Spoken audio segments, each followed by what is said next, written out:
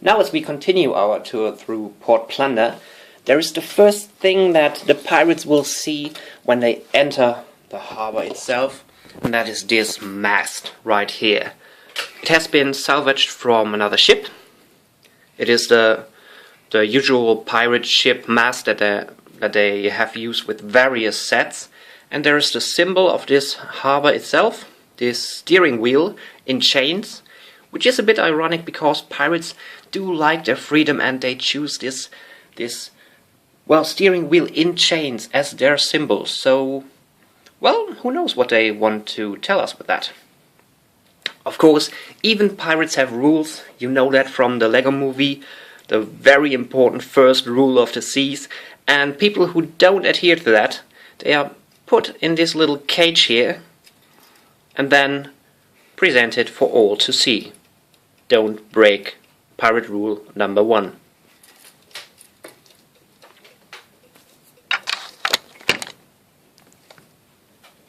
These two modules I will show you together, because these are the part of the harbor where the brig Bounty would anchor at, and nothing much on there, just again a few barrels. There's a parrot here, and on this one, because it's the most protruding module of the entire harbor, it is where they put a small cannon. This build, again, nothing special. We have seen this one before with the other pirate sets and the old, I believe it was the Imperial flagship, so just a small cannon assembly. And this is one of the shooter cannons, so you can actually... There it goes. I will never find that one again.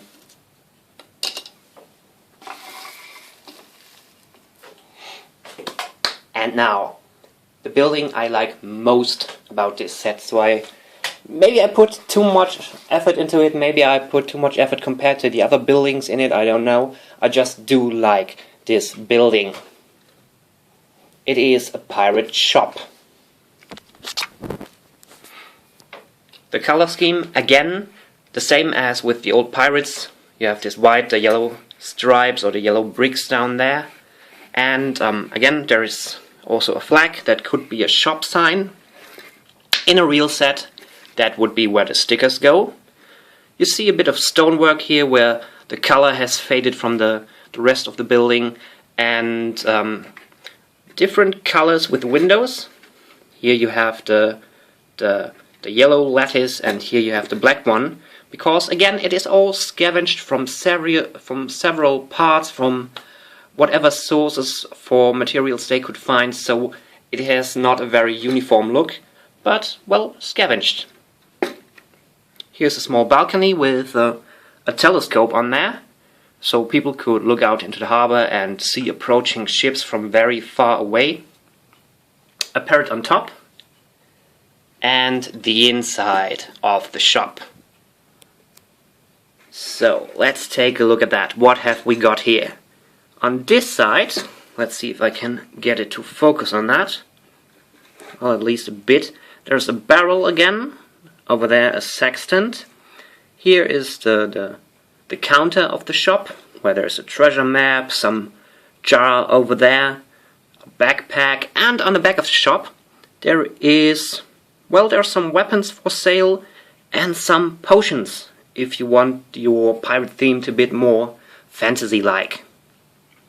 On the first floor you have a small fireplace and one of these not grandfather clocks, but these, well, old mechanical clocks that they have on fireplaces in whatever movie you are watching. Maybe they have stolen this one from the governor, or they just got it from a merchant, so whoever owns this shop, he wants to make it look a bit more luxurious, even for a pirate.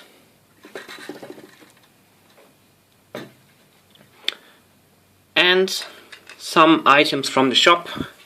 Apples are presented in this small, very simple build of a card.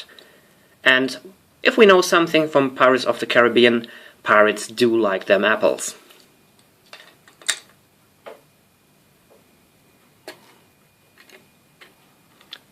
And this is the last module of the main build of the harbor. It is the crane. The build is very simple. It has a chain on there. It is the same build as on the Brick Bounty, just a bit longer, so you can actually reach the ground this time. You can swivel that around. And it is made with support pieces, and again there are some crates and boxes down there. Just something to put on your ships.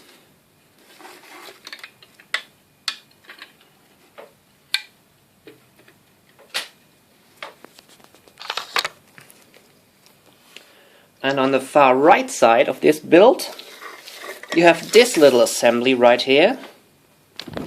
You will actually, or you could actually recognize this house because it is the same build as in the, I believe it was the Kingdom's Joust. So it was part of the castle assembly over there. I just wanted to put another building in here. I believe I said it before, this set is a 1,500 pieces set.